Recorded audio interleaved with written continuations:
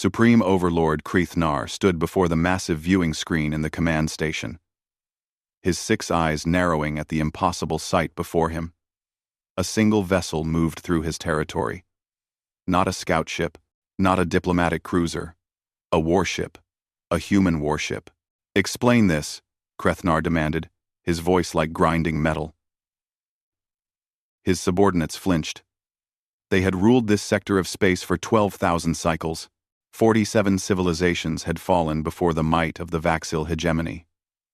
No one crossed their borders without permission. No one.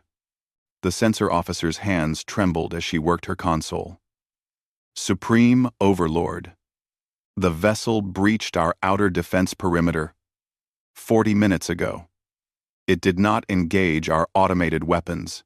It simply passed through them." "What do you mean, passed through?" "Our defense systems targeted the ship, Supreme Overlord. The plasma cannons fired. The missiles launched. Nothing touched it. The vessel has some kind of shielding we have never encountered before." Kreethnar felt something he had not experienced in decades. A cold sensation in his chest. Fear. He crushed it down immediately. "What kind of ship is it?" The tactical officer pulled up the data. His face had turned pale, his skin losing its normal purple hue. "It is a human Dreadnought-class warship, Supreme Overlord. The identification beacon marks it as the UHNS Indomitable Will." The command center went silent. Every officer present knew what that meant. Humans. The species that should have been extinct. The species that should have stayed in their corner of space, locked away behind the quarantine zone established 200 years ago. "A human ship," Kreethnar repeated slowly. "In my territory. Yes, Supreme Overlord. They are broadcasting a message on all frequencies. They claim transit passage under the Galactic Maritime Accord. Article 7. They are ordering us not to interfere." Kreethnar's claws dug into the metal railing before him. "Ordering us? They dare to give us orders?" Military advisor Voss stepped forward, his movements careful. He was old, one of the few officers who had served during the Contact War. "Supreme Overlord, perhaps we should consider their request. The humans have not violated the quarantine treaty in 2 centuries. If they are claiming transit passage, they must have a legitimate reason." "Legitimate?" Kreethnar spun to face him. "The only legitimate action is to destroy them for this insult." "With respect, Supreme Overlord, that may not be possible." The words hung in the air like poison gas. Kreethnar stared at his advisor. "What did you say?" "Oh." Voss pulled up a holographic display. It showed the human ship in detail. The vessel was massive, nearly 2 kilometers long, covered in armor plating that seemed to absorb light itself. Weapon ports lined its hull like the scales of a predator. "This is a Dreadnought-class warship. During the Contact War, a single ship of this class held off an entire battle fleet for 3 days. We have records, Supreme Overlord. Humans do not build ships like this unless they expect to fight against impossible odds and win. Then we will send 2 battle fleets," Kreethnar snapped. "Supreme Overlord, please." Voss stepped closer, lowering his voice. "I was there. I fought in the Contact War. I watched human ships turn 3 moons into weapons. I saw them deploy artificial intelligence warfare systems that had been banned for millennia. I watched their soldiers fight to the last being, never surrendering, never retreating. The war ended not because we defeated them. It ended because continuing meant extinction for both sides." Kreethnar had heard the stories, but he had always believed they were exaggerated. Propaganda to excuse the hegemony's failure to conquer a primitive species. "They are just one ship. They are never just one ship," Voss said quietly. "Where one human dreadnought goes, the full might of humanity stands ready to follow. This is their nature. They protect their own with absolute commitment." The communications officer spoke up, her voice shaking. "Supreme Overlord, we have analyzed their course. They are heading towards Sector 447. What is in Sector 447? Nothing, Supreme Overlord. Empty space. No strategic value. But, she paused, checking her data again. 3 days ago, we received reports of an unregistered settlement in that area. A small outpost. Perhaps 50 to 100 beings. Our patrol ships were sent to investigate. Krethnar understood immediately. The patrol ships found humans. We believe so, Supreme Overlord. The patrol commander reported finding a research station. He classified the inhabitants as illegal settlers and moved to capture them for slave labor, as per standard protocol. This explained everything. The humans had sent a rescue ship. A warship. They had crossed into hegemony territory, violated the quarantine agreement, and risked everything to save a handful of their people. How long until the indomitable will reaches Sector 447? At current speed, approximately 60 hours, Supreme Overlord. Krethnar studied the image of the human ship on his screen. It moved through his territory with calm confidence, like an apex predator walking through the forest. It did not hurry. It did not hide. It simply came, unstoppable and inevitable. The Supreme Overlord thought about his options. He could let the ship pass, saving his forces but appearing weak before the entire hegemony. He could attack, risking everything on the chance that the old stories about human military power were exaggerated. Or he could try to negotiate, admitting that humans were equals worthy of diplomatic consideration. None of these options were acceptable. Prepare the fleet, Krethnar ordered. I want every available warship ready to intercept that vessel. If the humans want to cross our territory, they will pay a price they cannot afford. Phas closed his eyes. Supreme Overlord, I must protest this decision. Your protest is noted and ignored. The humans have forgotten their place in this galaxy. We will remind them. Krethnar turned back to the view screen, watching the distant dot of the human ship. Send them a message. Tell them they have one chance to turn back. If they continue, we will consider it an act of war. The communications officer transmitted the message. Everyone in the command center waited for the response. It came within minutes. A single word in the universal trade language, spoken by a female human voice that was calm and absolutely certain. No. Krethnar smiled, showing his teeth. Then, we will teach them the meaning of fear. But deep in his chest, that cold sensation remained. Commander Zilth was young for a Vaxxal officer, barely 300 cycles old. He had never seen combat, had never fired a weapon at a living target. His knowledge of war came from simulations and training exercises. When military advisor Voss summoned him to a private meeting, Zilth felt both honored and nervous. The advisor's office was filled with objects from past campaigns. Weapons from conquered worlds. Banners from defeated armies. Zilth noticed that none of them were from the Contact War. Prasley, sit, Voss said, gesturing to a chair. You will be commanding a cruiser in the fleet that intercepts the human ship. Before you go, you need to understand what you are facing. With respect, advisor, I have reviewed the tactical assessments. 1 ship against 50. The mathematics are clear. Mathematics? Voss laughed, but there was no humor in the sound. Let me tell you about human mathematics, young commander. At the Battle of Proxima Ridge, 3 human destroyers faced 32 of our battleships. When the engagement ended, 29 of our ships were destroyed. The 3 human ships limped away, damaged but functional. Zilth blinked. That is impossible. I was there. I commanded one of the 3 surviving ships. Voss activated a holographic display. Images filled the air between them. Ships exploding. Weapons fire crossing empty space. And in the center of it all, human vessels moving with precision and purpose. Watch this carefully. The battle played out before Zilth's eyes. He watched the human ships work together like parts of a single organism. They did not panic when outnumbered. They did not retreat when damaged. They calculated, adapted, and struck with devastating efficiency. How? Zilth whispered. Humans are persistence hunters, Voss explained.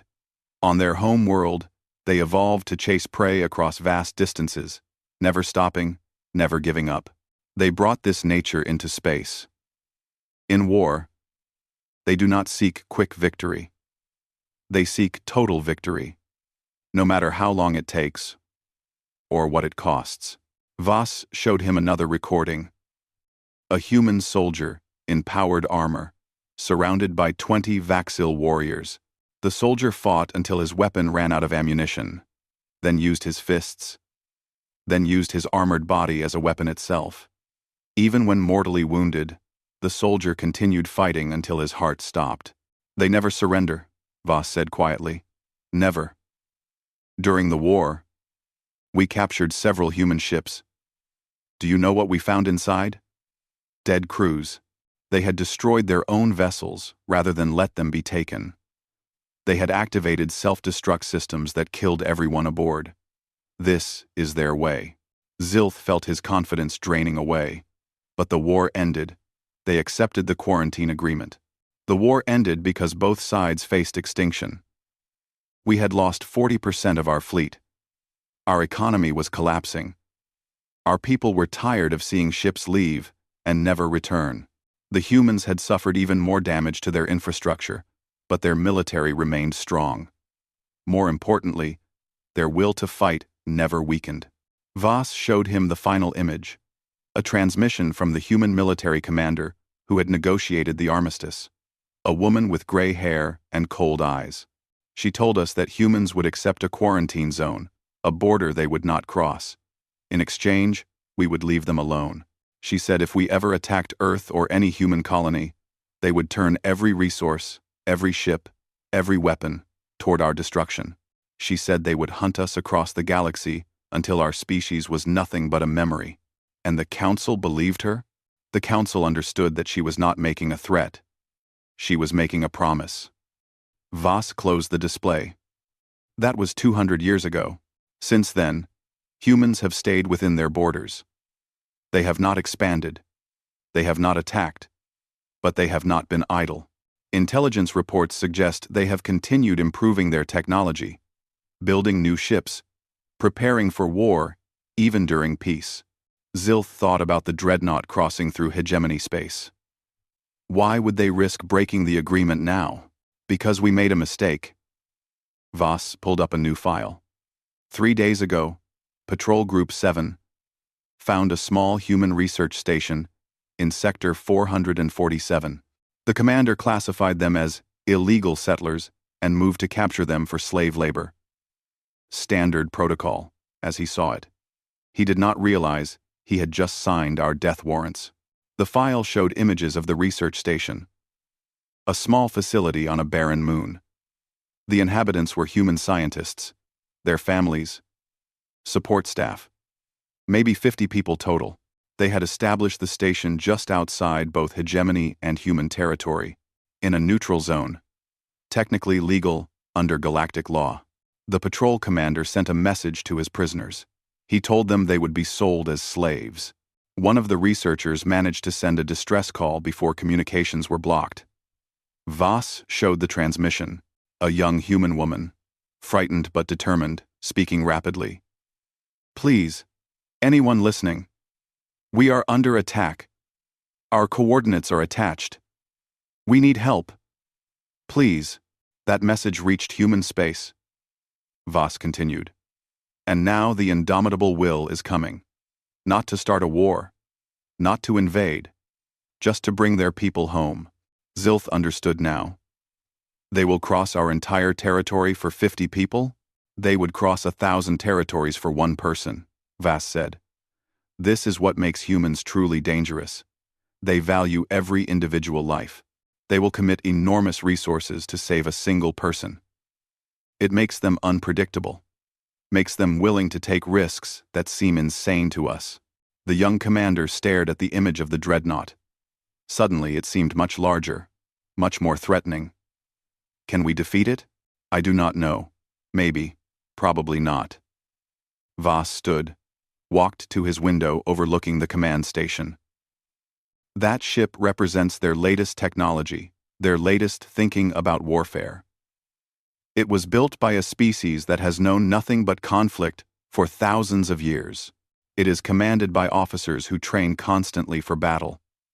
And it is crewed by beings who will die rather than fail their mission. What should I do? Voss turned to face him. Follow your orders. Attack when commanded. But remember this. If the battle goes badly, if your ship is damaged beyond repair, surrender. Humans do take prisoners, unlike what our propaganda says. They follow rules of war. They treat captives according to galactic conventions. There is no shame in surrendering to a superior force. The Supreme Overlord will consider it cowardice. The Supreme Overlord is a fool blinded by pride, Voss said bluntly. I am telling you how to survive. Whether you listen is your choice. Zilth left the office with his mind spinning. Everything he thought he knew about military power had been challenged. He returned to his ship and looked at his crew with new eyes. Young soldiers who believed in the hegemony's strength, who trusted their weapons and their numbers. He wondered how many of them would still be alive in 3 days. Captain Sarah Chen stood on the bridge of the Indomitable Will, her hands clasped behind her back as she watched the tactical display. 50 contacts had appeared on their sensors, forming a blockade across their path. The hegemony fleet had arrived. Distance to the fleet? She asked calmly. 2 million kilometers and closing, her tactical officer reported. They are in formation Delta 7. Standard Vaxil battle configuration. All weapons are powered and locked on our position. Chen nodded. She had expected this. The hegemony could not allow a human warship to cross their territory without response. Their pride would not permit it. She had hoped they would be smarter. But hope was not a strategy. Hail them, she ordered. Her communications officer opened a channel. A Vaxil commander appeared on the main screen, his face twisted with anger. Human vessel, you are in violation of the quarantine agreement. Power down your engines and prepare to be boarded. You will be escorted to a holding facility, pending diplomatic negotiations. Negative, Chen replied. We are exercising our right to transit passage under the Galactic Maritime Accord. Our course does not deviate through your core territory. We are not stopping. We are not attacking. We are simply passing through to reach a distress beacon in neutral space. There is no distress beacon. There are only illegal settlers who violated our territory. They are now property of the hegemony. Chen felt anger flash through her. But her voice remained steady. Those settlers were in neutral space, as specified by the Frontier Settlement Act. Your patrol ships entered neutral territory and committed an act of piracy. The Galactic Council will hear of this. The Vaxil commander laughed. The Council will do nothing. They fear us, just as you should fear us. He leaned forward. Last warning, human. Surrender or be destroyed. Chen looked at her crew. Every officer at their station, calm and ready. They had trained for this moment their entire careers. Commander, how many civilians are in that fleet? Her intelligence officer checked his data. Minimal, Captain. These are military vessels. Estimated crew complement is approximately 35,000 across all ships. And they have been given clear warning? Yes, Captain. Multiple warnings. They have been informed. We will defend ourselves if attacked. Chen took a breath. She did not want this. But she would not abandon her people to slavery. Tactical. Bring all defensive systems online. Weapons free. Rules of engagement are defensive only. Disable where possible. Destroy only if necessary. Aye, Captain. All systems ready. Chen turned back to the Vaxil commander. This is your final chance to withdraw. We will defend ourselves. 50 ships against 1. You are either very brave or very stupid. The Vaxil commander smiled. Open fire. The hegemony fleet unleashed everything. Plasma cannons, missiles, kinetic rounds, energy weapons. Enough firepower to destroy a small moon. The space between the fleets lit up like a sun, and the indomitable will simply moved through it. The ship's gravitational shielding bent space itself around the hull. Projectiles curved away. Energy beams diffused into harmless radiation. The few weapons that did reach the hull impacted against armor plating, designed to withstand stellar radiation. Shields at 98%. The tactical officer reported. Minor hull scoring on the port side. No structural damage. Chen watched the enemy fleet. They had stopped firing. Confusion clear in their formation. They had thrown everything at the Dreadnought and accomplished nothing. Now they would learn what human weapons could do. Return fire. Target their engines and weapons systems. I want them disabled, not destroyed. Captain. The indomitable will had been designed during the darkest days of the Contact War, when humanity faced extinction from multiple alien empires. Every system, every weapon had been built with one purpose: to ensure that if humanity died, they would take their enemies with them. The main railguns fired first. Projectiles accelerated to a significant fraction of light speed crossed the distance in seconds. They struck with precision that seemed impossible. 3 Vaxial ships lost their engines in the first salvo. 3 more lost their weapon systems. The hegemony fleet tried to scatter, but the indomitable will's artificial intelligence predicted their movements. Missile clusters launched, each one independently intelligent, able to make decisions faster than biological brains. They wove through defensive fire and struck true. More ships went dark, their power systems destroyed. 7 ships disabled, Tactical reported. Remaining vessels are attempting to flank us. Let them. Chen watched as the enemy ships split into 3 groups, trying to attack from multiple angles. It was sound tactics. Against any other ship, it might have worked. The indomitable will's point defense systems activated. Laser clusters, too fast for human eyes to follow, created a sphere of death around the ship. Any missile or fighter that entered that sphere ceased to exist. The Vaxial ships learned this quickly, watching their weapons vanish before they could strike. 14 ships disabled. Tactical updated. 16. The battle had lasted 8 minutes. Some of the Vaxial commanders understood they were beaten. They powered down their weapons and retreated. Chen let them go. But others, driven by pride or duty or fear of their superiors, continued fighting. A Vaxial battleship charged directly at the indomitable will, all weapons firing, attempting to ram the human ship in a desperate suicide attack. Chen gave the order she had hoped to avoid. Destroy it. A single relativistic round hit the battleship amidships.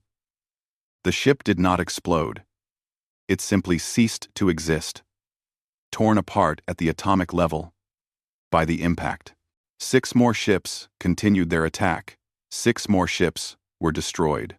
The remaining vessels of the hegemony fleet fled. Chen surveyed the battlefield. 23 enemy ships disabled but intact, their crews alive and able to be rescued. 7 ships completely destroyed. She felt no satisfaction in the victory, only sadness at the waste. Damage report, she ordered. Minor hull scoring, no significant damage. 1-point defense cluster needs recalibration. Shields at 91% and recharging. Ammunition stores at 82%. All primary systems operational. 12 minutes of combat.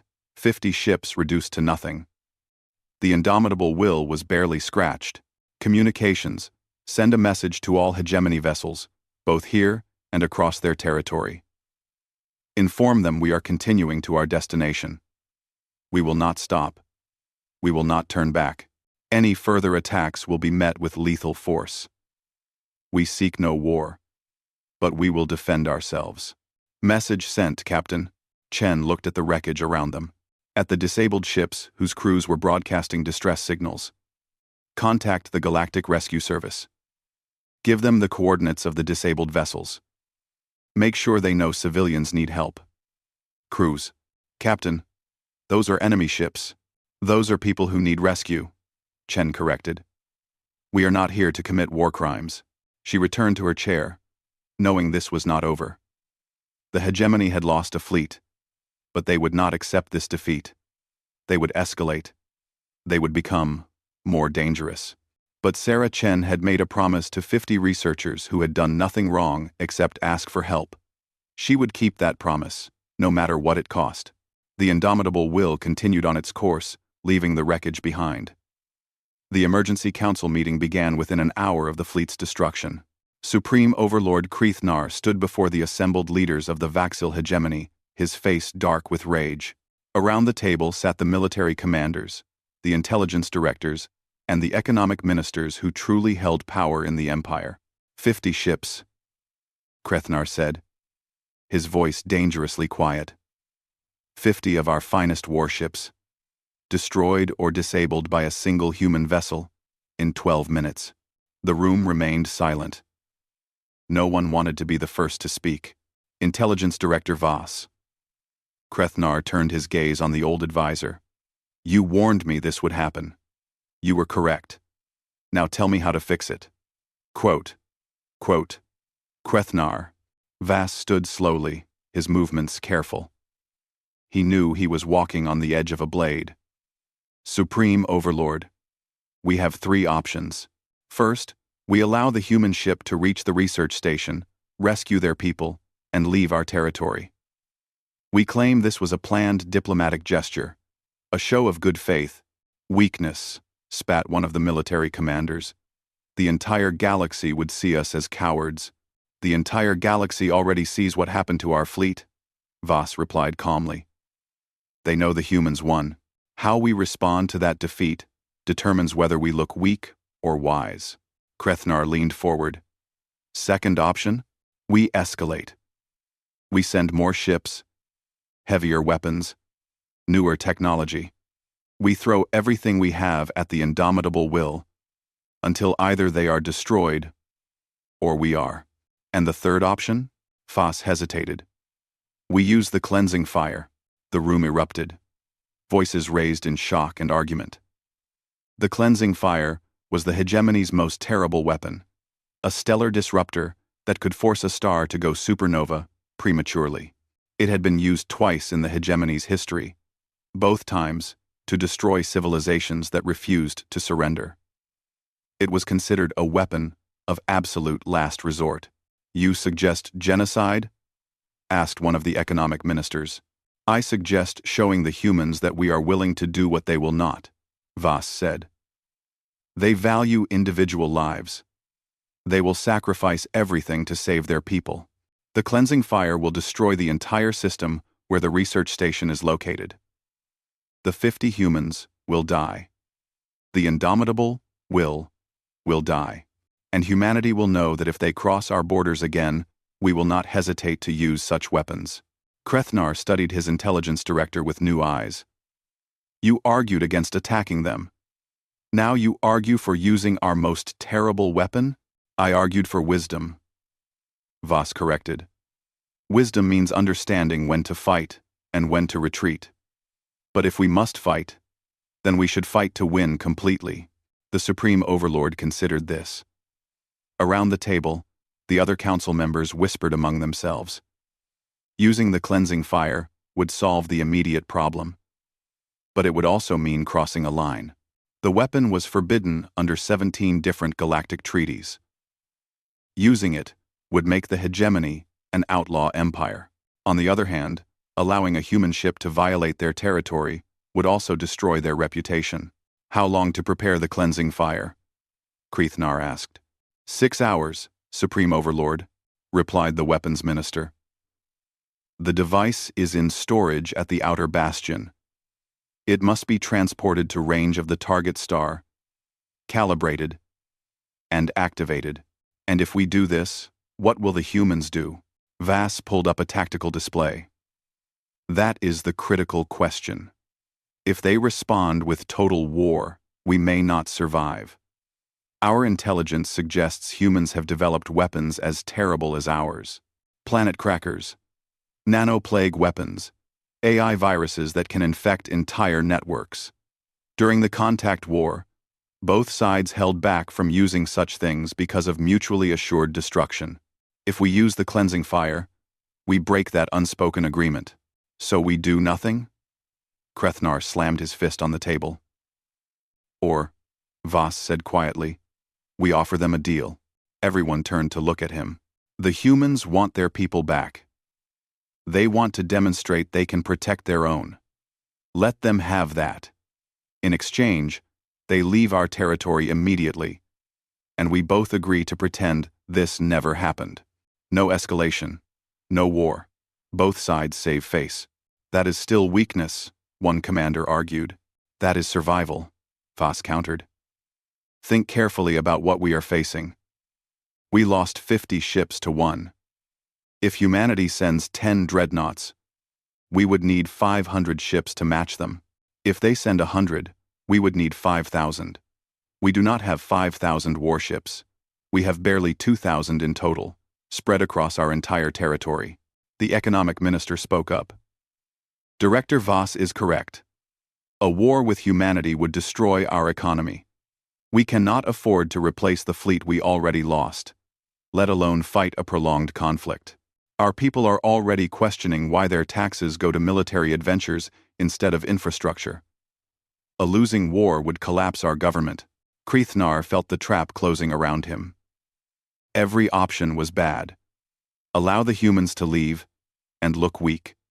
Fight them and probably lose. Use the cleansing fire and risk total war. Then his communications officer entered the room, moving quickly. Supreme Overlord. Urgent message from the Indomitable Will. They are broadcasting on all frequencies. Show me. The holographic display activated. Captain Sarah Chen appeared. Her image crystal clear. She stood on her bridge, her officers visible behind her. When she spoke, her voice carried absolute certainty. To the Vaxil hegemony leadership, you are considering using a stellar disruptor against Sector 447. I know this because my ship detected the activation sequence at your outer bastion facility. I am telling you clearly, if you use that weapon, it will be considered an act of total war against humanity. Krethnar felt ice in his veins. They knew. Somehow, the humans knew about the cleansing fire. Chen continued. However, I also want you to know something else. In the past 6 hours, while crossing your territory, my ship has deployed a network of quantum-entangled communication buoys. These buoys are hidden throughout your space, impossible for you to detect or remove with current technology. If my ship is destroyed, if the research station is destroyed, if anything happens to the people I am here to rescue, those buoys will automatically transmit a signal to Earth. She paused, letting that sink in. That signal will tell my government that the hegemony has committed an act of genocide against human civilians. What happens next will not be my decision. It will be made by people who care much less about mercy than I do. The council members stared at the screen in horror. But I am also offering you a way out, Chen said. Let me rescue my people. Let us leave your territory, and we will both walk away from this. No war. No escalation. You can tell your people whatever story you want. I do not care about your pride. I only care about bringing 50 innocent people home safely. The transmission ended. Voss spoke into the silence. She is giving us exactly what I suggested. A way to end this, without more bloodshed. She is blackmailing us, Krethnar said. Yes. And we should accept. Voss looked around the table. The alternative is war with a species that just demonstrated they can destroy our fleets easily. A species that has apparently infiltrated our territory with technology we cannot counter. The Supreme Overlord closed his eyes, feeling centuries of pride burning away. But survival mattered, more than pride. Stand down the cleansing fire, he ordered quietly. Allow the human ship to reach the research station. Do not interfere with their rescue operation. Supreme Overlord, one commander began. Silence! Krithnar opened his eyes, and they burned with rage. This is not over. Let them go now. But we will remember this. And one day, we will have our revenge. Voss said nothing, but he knew the truth. There would be no revenge. The hegemony's power had been broken. Everything would be different now. The research station in Sector 447 had seen better days. When the hegemony patrol ships arrived 3 days ago, the scientists had tried to explain they were in neutral space, operating legally under galactic law. The Vaxil commander did not care about laws. He cared about valuable cargo. Dr. Rebecca Martinez huddled with the other 49 humans in the station's central chamber. They had been locked in here for 72 hours, with minimal food and water. The children were crying. The elderly researchers were weak. Everyone had lost hope. Then the alarms went silent. Rebecca heard movement outside the chamber, footsteps, but not the heavy tread of Vaxil soldiers. These were different, human footsteps. The door opened. A woman in a dark blue uniform stood there, flanked by Marines in powered armor. She had captain's insignia on her collar. Dr. Martinez? I am Captain Sarah Chen, of the UHNS Indomitable Will. We are here to bring you home. Rebecca started crying. She could not help it. Around her, other people were also crying, laughing, or simply staring in disbelief. How? Rebecca managed to ask. We sent a distress call, but we did not think anyone would come. We are so far from Earth. We thought we were alone. No human is ever alone, Chen said simply. Can everyone walk? Do we need medical stretchers? 3 of us need help. Dr. Kim has a broken leg. The children are exhausted, but we can make it. Good. My medical team is standing by. We need to move quickly. As the rescued humans filed out of the chamber, Rebecca saw what had happened to their captors. The Vaxil soldiers were unconscious, secured with restraints. Not killed, not harmed, just efficiently neutralized. You did not kill them? She asked Chen. We do not kill unless necessary. These soldiers were following orders. They are prisoners now, but they will be turned over to galactic authorities. Chen guided her toward the station's airlock. We have shuttlecraft ready. 10 minutes, and you will be safely aboard the Indomitable Will. We have shuttlecraft. We have shuttlecraft. Rebecca looked at this woman who had crossed enemy territory to save them. Why? Why risk a war for 50 people? Chen stopped and met her eyes. Because you are human. Because you called for help. Because that is what we do. She smiled slightly. And because I would want someone to do the same for me. The evacuation went smoothly. Within the promised 10 minutes, all 50 researchers were aboard the shuttles and heading toward the massive warship waiting in orbit. Rebecca got her first good look at the Indomitable Will through the shuttle's viewport. The ship was beautiful and terrible, a monument to humanity's determination to survive. Is it true? Asked one of the younger scientists. Did this ship really destroy an entire hegemony fleet alone? The shuttle pilot glanced back. 50 ships, 12 minutes. The captain did not even break a sweat. 50 ships, Rebecca repeated numbly. For us? For you. The pilot confirmed. That is what a dreadnought does, Doctor. It makes sure everyone knows.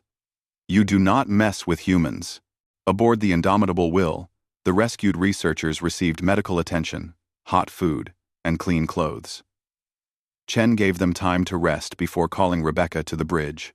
We will be leaving hegemony space within 6 hours, Chen explained. The journey home will take approximately 12 days. You and your people are safe now. What will happen to the hegemony? Rebecca asked. Will there be war? No. We reached an understanding. Chen pulled up a star chart. They have agreed not to interfere with our departure. In exchange, we have agreed not to share evidence of their crimes with the broader galactic community. But they attacked us. They tried to enslave us. I know. And that evidence has been recorded and transmitted to Earth. Diplomatic channels will handle it. But our mission was not punishment. It was rescue. We succeeded. Rebecca watched the captain work, efficient and calm. You really crossed their entire territory for us. Through all those warships and weapons. Risking everything. And it was not a risk, Chen said. It was a certainty. We would come. We would bring you home. The hegemony could choose to let us pass, or they could choose to die, trying to stop us. They made the smart choice. 1. Over the next 6 hours, as the indomitable will prepared to leave hegemony space, something remarkable happened. The ship's communication systems began receiving signals. Not from the Vaxil. From other species. Distress calls. The Kryn people, enslaved by the hegemony for 40 years, transmitted coordinates of their prison worlds. The Thex, whose home planet had been stripped of resources, sent data about hegemony mining operations. The Vrel, who had nearly been driven to extinction, broadcast evidence of genocide. All of them had the same message. Please help us. Please tell someone. Please do not let them forget. Chen watched the transmissions pile up on her screens. Hundreds of them. Thousands. All from species that had suffered under hegemony rule, who had watched the humans face down their oppressors and survive. Captain, what do we do with these? Her communications officer asked. Chen was quiet for a long moment.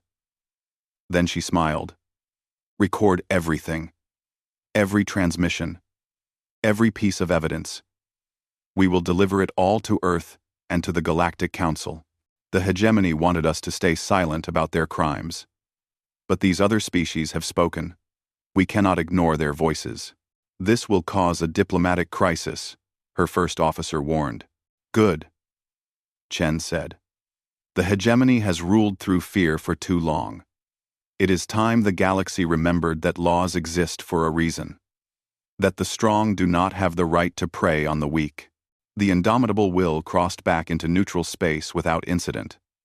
No more hegemony ships appeared to challenge them. The Supreme Overlord had given orders that the humans were to be allowed to leave unmolested. When they finally entered human territory 12 days later, Earth's orbital defenses hailed them with respect and relief. The 50 rescued researchers were reunited with their families. The evidence of hegemony crimes was delivered to the proper authorities. Captain Sarah Chen submitted her mission report to the Admiralty. It was brief and professional. Mission accomplished. 50 civilians rescued. 1 enemy fleet engaged and defeated. 0 human casualties.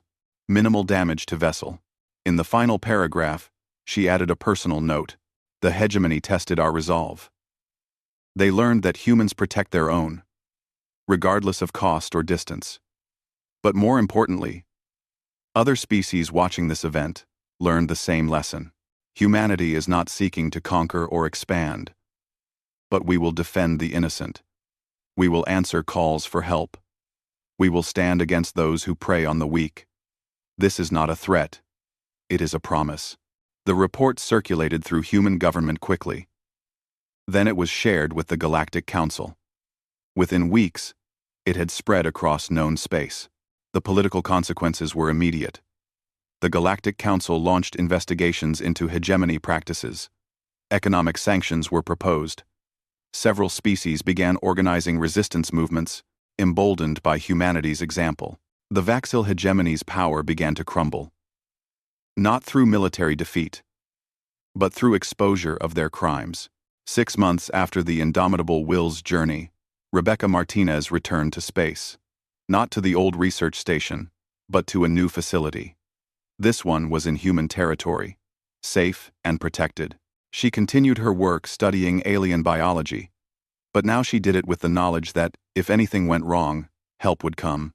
And across the galaxy, on 1,000 different worlds, oppressed species looked toward human space and dared to hope.